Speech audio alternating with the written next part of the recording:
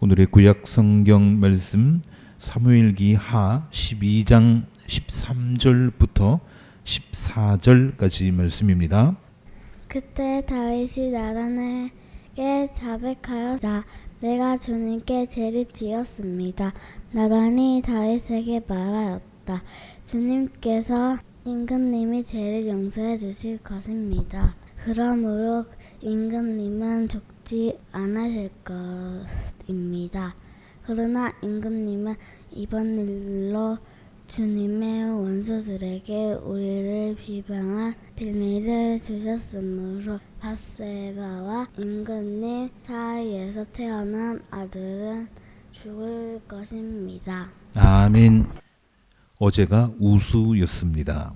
우수하면 비우자 물수자를 쓰죠. 눈의 계절이 가고 이제는 봄비가 내리기 시작한다는 절기입니다. 그래서 그런지 날이 포근한 것 같습니다. 세상이 아무리 혼란스러워도 때가 되면 입춘이 오고 우수가 오고 이제 곧 이어서 경칩이 옵니다. 스케줄대로 봄이 오고 있다는 뜻이죠. 이것이 하나님의 변함없는 섭리입니다. 하나님의 은혜 안에서 여러분의 삶에도 따뜻한 봄의 기운이 찾아오기를 주님의 이름으로 축복합니다. 오늘은 다윗 이야기부터 시작해 보겠습니다. 잘 아시겠습니다마는 다윗은 이스라엘의 성군으로 통합니다. 아주 훌륭한 임금으로 인식되어 있습니다. 우리나라 국기는 태극 모양으로 되어 있어서 별칭이 태극기입니다마는 이스라엘 국기를 보시면 정삼각형을 아래 위로 폭에서 별 모양으로 만들었습니다. 이 모양은 국기뿐만 아니라 유대 회당에 가도, 우리식으로 말하면 교회죠. 회당에 가도 있고 유대인들의 묘비에도 비석에도 새겨 놓습니다. 이것을 흔히 다윗의 별 또는 다윗의 방패 이렇게 부르는데요. 그 정도로 다윗은 유대인들에게 거의 절대적인 존재입니다. 그만큼 큰 업적을 남겼기 때문이겠죠. 이처럼 다윗의 공적이 큰 것은 사실인데 이 사람이 처음부터 끝까지 위대한 사람이었을까? 그렇지는 않습니다. 요즘 시각으로 보면 우선 사람을 많이 죽였다는 것이 치명적인 과실입니다. 나라를 키우려다 보니까, 기강을 잡으려다 보니까 국내인도 많이 죽였고 외국인도 많이 죽였습니다. 그것이 큰 과실이고요. 그 문제는 그때가 절대왕정 시대니까 일단 지나가기로 합시다. 그렇다고 하더라도 당시 사람들의 관점에서 볼 때도 엄청나게 큰 잘못을 하나 저질렀습니다. 다 아시죠? 다윗이 무슨 잘못을 저질렀는지. 그 이야기는 생략하겠습니다마는 자기가 아끼는 신하의 아내를 빼앗았다는 거 아닙니까? 그래서 그 여자를 자기 아내로 삼았습니다. 그뿐만이 아니라 그게 들통날 것 같으니까 그 여자의 남편을 전쟁터에 내보내서 가장 위험한 곳으로 내보내서 죽여버렸습니다. 씻을 수 없는 죄지요. 그러나 이런 위기 속에서 다윗을 살려낸 것은 예언자 나단이었습니다. 이런 사실들을 나단이 알고서 임금에게 가서 이야기를 하나 했습니다. 자, 나단이 무슨 얘기를 했는지 잠깐 말씀드리겠습니다. 어떤 성읍에 두 사람이 살았습니다. 한 사람은 부자였고 한 사람은 가난한 사람이었습니다. 부자에게는 양과 소가 아주 많았습니다. 그러나 가난한 사람에게는 사다가 키우는 어린 암양 단 한 마리밖에는 아무것도 없었습니다. 대부분 그렇지 않습니까? 부자는 소도 있고 양도 있고 셀 수 없이 많은 가축을 가지고 있지만 그 당시에는 가축이 재산이었거든요. 가난한 사람에게는 새끼 암양 그거 한 마리밖에 없었다는 겁니다. 그 가난한 사람은 어린 양을 애지중지 키웠습니다. 자식처럼 키웠습니다. 먹을 때도 같이 데려다가 앉혀놓고 밥을 먹고 잠잘 때도 꼭 아이 재우듯이 그렇게 재우고 이렇게 키웠습니다. 그런데 부자에게 손님이 찾아왔습니다. 손님이 찾아왔으니까 대접을 해야 될 거 아닙니까? 자기 양이나 소를 보니까 저거 잡으려니까 너무 아까운 거예요. 그래서 가난한 이웃집에 가서 야, 우리 집에 손님 왔으니까 그 양 좀 내놔봐 해가지고 그것을 뺏어다가 손님을 대접했습니다. 나단이 하는 이 이야기를 다윗이 계속 듣고 있다가 몹시 분개하면서 말했습니다. 저런 죽일 놈 있나? 아주 나쁜 놈이구만. 그때 나단이 다윗에게 말했습니다. 임금님이 바로 그 사람입니다. 처음부터 대놓고 다윗의 죄를 당신은 왜 신하의 아내를 뺏었어? 하고 치고 들어갔다면 나단을 살려주지 않았을 수도 있겠죠. 그러나 나단은 아주 지혜롭게 쓰리 쿠션으로 임금을 꼼짝 못하게 만들었습니다.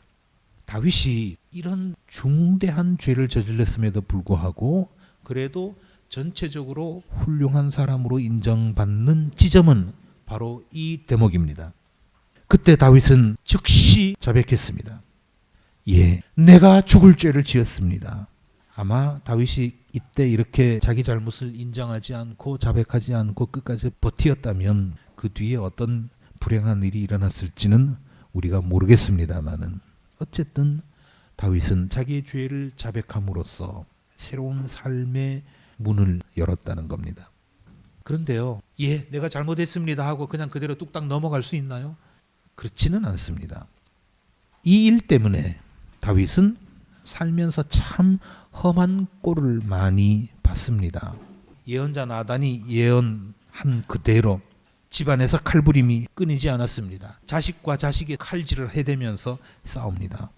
그리고 아들에게 배신을 당했습니다. 또한 자신의 후궁들을 자기 여자들을 빼앗기는 흉측한 일을 겪기도 했습니다. 이번에는 중국 이야기입니다. 기원전 3세기 중국 전국시대 조나라에 평원군이라고 하는 사람이 있었습니다. 아주 유명한 사람이었습니다. 이름이 조승이라고 하는 사람인데요. 나라의 재상을 요즘으로 치면 수상이나 또는 국무총리, 실권을 가지고 있는 그런 국무총리를 3번이나 지낼 정도로 인정받는 사람이었습니다. 아주 지혜롭기도 하고요. 부침성도 있어서 집안의 식객이 3,000명이나 됐다고 합니다. 자, 그런데 이제부터 얘기입니다. 평원군의 저택, 한나라의 재상이나 지냈으니까 저택이 훌륭하고 멋있을 거 아닙니까? 그리고 지대도 높고 그런 저택이었을 텐데 저택에 누각이 하나 있었습니다. 이렇게 높다랗게. 거기 올라가면 아래 한 민가가 정통으로 내려다 보이는 그런 위치에 있었습니다. 그 민가에는 다리를 저는 지체장애인이 살았습니다. 남자인데요. 그 남자가 다리를 쩔룩거리면서 물을 깃고 있었는데 마침 그때 누각에서 누가 보고 있었는가 하면 평원군의 애첩이 그렇게 쩔룩거리면서 그 남자가 물을 깃는 모습을 내려다보고서는 크게 웃었습니다. 아주 웃기다면서 깔깔거리면서 웃었습니다. 밑에서 그걸 봤겠죠. 다음날 그 다리 저는 남자가 평원군의 집문 앞에 와서 대문을 두드리면서 말했습니다. 저는 평원군께서 선비를 좋아한다고 들었습니다. 선비들이 수천리를 멀다 않고 이 댁에 오는 것은 군께서 선비를 귀하게 여기고 첩을 천하게 여기기 때문이라고 생각합니다. 저는 불행하게도 다리를 절뚝거리고 등이 굽은 병이 있습니다. 그런데 군의 첩이 그런 저를 내려다보고 비웃었습니다. 저를 비웃은 그 여자의 머리를 내놓으시기를 바랍니다. 이렇게 당당하게 외쳤습니다. 참 그 시대로 보면 대단한 일이죠. 평원군은 그 소리를 듣고 웃으면서 대답했습니다. 알았어. 그러지요. 근데 빈말입니다. 남자가 돌아가고 난 뒤에 평원군은 웃으면서 말했습니다. 참 별난 인간 다 보겠네. 뭐 그럴 수도 있는 거지. 한번 웃었다는 이유로 내 애첩을 죽이라? 이거 너무 심하지 않은가 하면서 그 여자를 죽이지 않고 그냥 아무 일 없었던 것처럼 넘어가 버렸습니다. 이 일이 있고 나서 1년 남짓 지나는 사이에 이 집에 있던 손님들이 하나 둘 자꾸 떠나기 시작했습니다. 그러더니 마침내 절반도 안 남았습니다. 근데 이 시대는요, 자기 집에 식객이 많은 것을 굉장히 큰 자랑거리로 삼았습니다. 식객이 없다면 저거 아주 모진 사람, 인정머리 없는 사람, 대접할 줄 모르는 사람, 이렇게 여론이 굉장히 안 좋아지거든요. 그런데 1년 남짓 지나는 동안에 반이나 떨어져 나가버린 겁니다. 평원군이 이상하게 생각하면서 손님들에게 말했습니다. 아니 여보시오, 내가 여러분을 이렇게 대우하면서 마음을 많이 썼는데, 그리고 크게 실수한 적이 없는데 어째서 사람들이 이렇게 자꾸 떠나는 거요? 그랬더니 한 사람이 앞으로 나와서 솔직하게 있는 그대로 말했습니다. 예, 군께서는 절름발이를 비웃은 여자를 죽이지 않았습니다. 선비들은 그걸 보고 평원군께서 아, 저분은 여자만 좋아하는 사람이야, 선비는 무시하는 사람이야 라고 하는 그런 생각을 가지게 됐을 겁니다. 그래서 다 떠나는 것이죠. 평원군은 그제야 자기 애첩, 다리 저는 남자를 비웃은 그 애첩에 목을 쳤습니다. 그리고 직접 문 앞까지 나가서 그 이웃 남자에게 애첩의 목을 내주고 사과했습니다. 그 이후로 문화에는 다시 선비들이 모여들어서 집안이 들끓었다고 합니다. 사기열전이라고 하는 중국의 역사책에 나오는 내용입니다. 사람이 살다가 잘못하는 거 뭐 다 있죠. 누구나 저지를 수 있습니다. 그런데 문제는 그 잘못을 인정하고 돌아서느냐, 아니면 뭉개고 그냥 무시해버리냐, 그 차이죠. 다윗이 큰 잘못을 저질렀음에도 불구하고 오늘날까지 대접을 받고 있는 것은 진심으로 회개를 했기 때문입니다.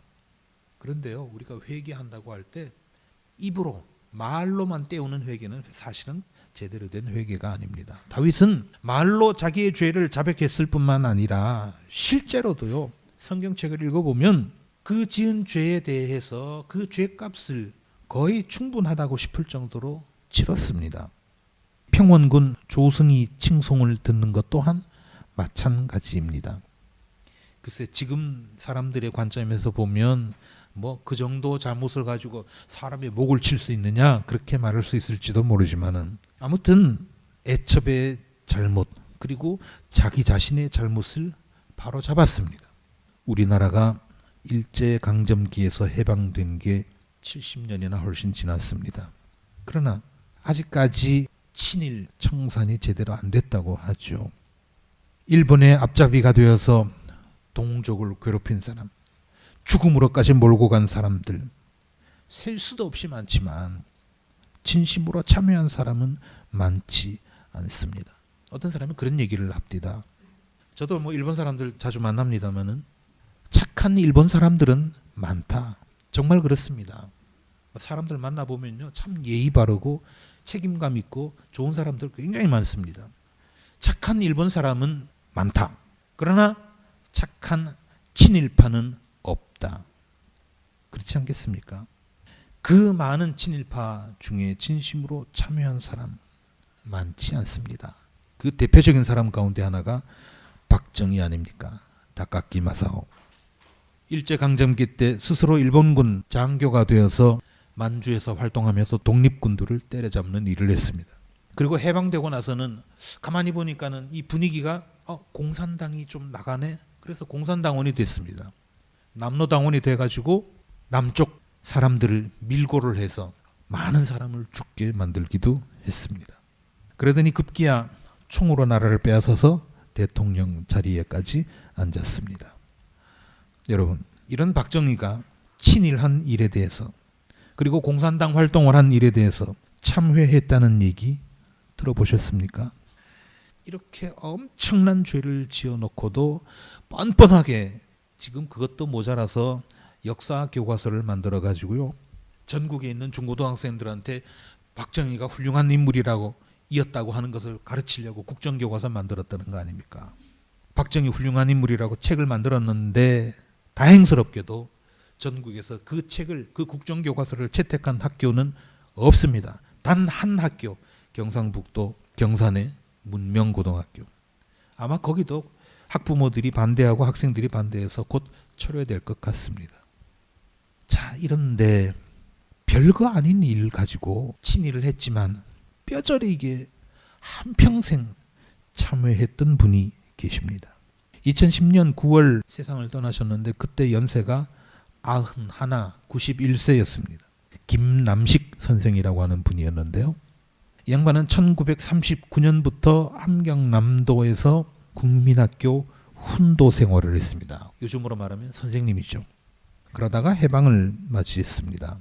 요즘에는 초등학교 선생님 그러면은 참 공부도 열심히 하고 참 훌륭한 분이다 이렇게 우리가 생각을 합니다마는 이 당시에는 그냥 웬만하면 초등학교 선생은 할 수 있었습니다. 대학을 안 나와도 됩니다.